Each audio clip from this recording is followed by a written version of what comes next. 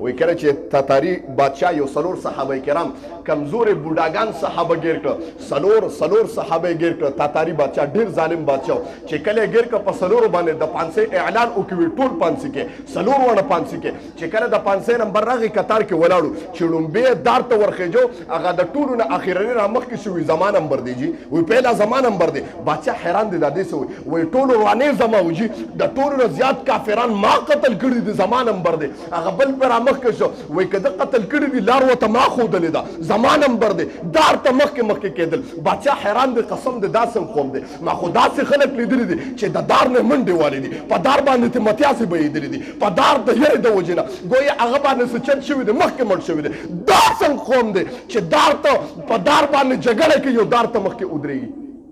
بادشاہ حیران شو او تاسو کې تاسو کوم قوم یې تاسو څنګه خلک یې هغه ورته جواب کوي موږ د محمد رسول الله صلی الله علیه وسلم ټول وای صلی الله علیه وسلم وای موږ د محمد رسول الله غلامان یو زما محترم ټول څوک سبحان الله وای دا څنګه تاسو څنګه غلام وای موږ ته نبی اسلام مبارک فرمایي چې انما المسلمون اخوه تاسو مسلمانان رونه او یا نبی اسلام فرمایي المؤمنون كرجل واحد ټول مسلمانان په شان د یو سړي دي نبی اسلام مبارک فرمایي چې چر سترګې ته درد ورسېد ټول وجود ناقراري وان اشتكى راسه اشتكى كله نبی اسلام فرمایي چې سر ته تکلیف ورسېد ټول بدن ته تکلیف دی ما محترم دا سه ټول مسلمانان دي که یو مسلمان باندې تکلیف راغی نو دا په ټول عالم باندې تکلیف دی ما محترم همون خدا نه ګڼو زمون کاته بدل ده ګوره چې مسلمان باندې تکلیف راشي زمو ستا وینا څه د په عرف کې زمو ستا په عرف کې په وینا دا مونږ یې لکه چې الله رونیو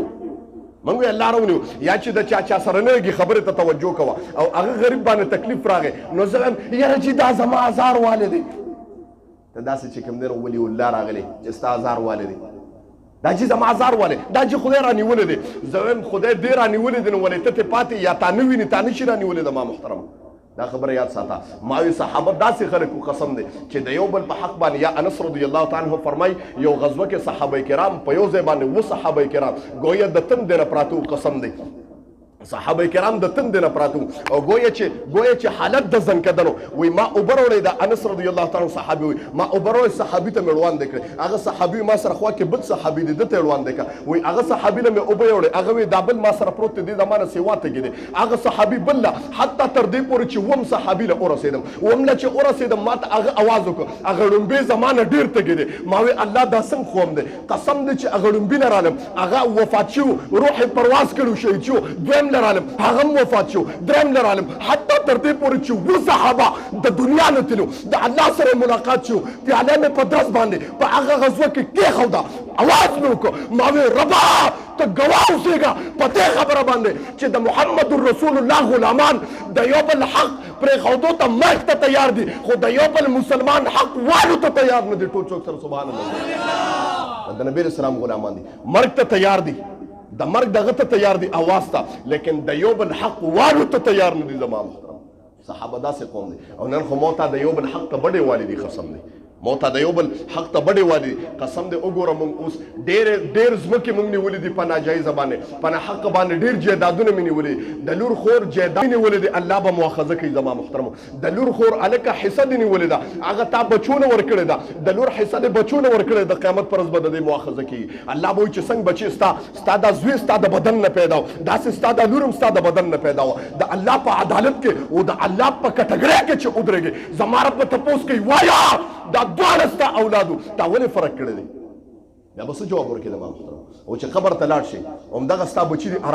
ارامیتوبونه پې کوي ستا هغه لور قسم دی چې در باندې سخت راشي نو ستا لور ستا خپل خاوند کور پرېږدي وایي په پلار مې سخته ده د پلار کور د پلار او د مور کور ته رامنډوي هغه بچي چې در باندې سخته راله او تا باندې سخته بیماري راله دا بچي او دا ښځه تا نه بیا تښتي زما محترم یاد ساته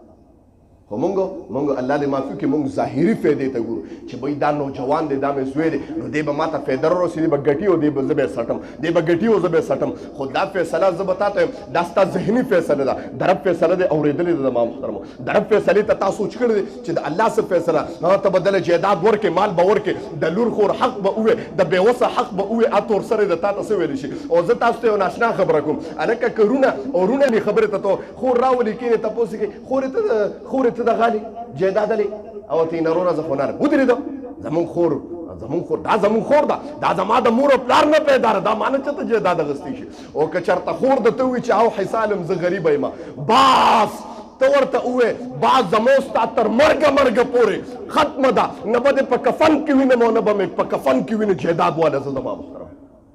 دا خبره شروع دي الله وی قسم دې رشتہ داری خو با چې څنګه ستا یو دو رونو ته حصہ ملاويږي او پلار ته چې څنګه دو رونو دو بچو له حصہ ورکې داسې در باندې د نورم حصہ ده اگر که د بل پکور کې ده لیکن حصہ د قیامت پر ورځ مؤاخذه کیږي ما خبره د صحابه کرام رضی الله تعالی عنهم اجمعین کوله چې انس رضی الله تعالی عنہ فرمایي چې صحابه ماوي گوا اوس الله چې صحابه داسې قوم دي الله دا داسې قوم دي چې دا مرګ ته تیار دي لیکن د مسلمان حق والو ته تیار نه دي موت خو الک الناس د بل مسلمان عزت تناسم چې څنګه لوټ کم مال ته څنګه وو یاد ساته دا د بل مسلمان عزت نه دی په حقیقت کې د خپل خور مور خپل عزت ته بربند کې خو ته پوهیږي نه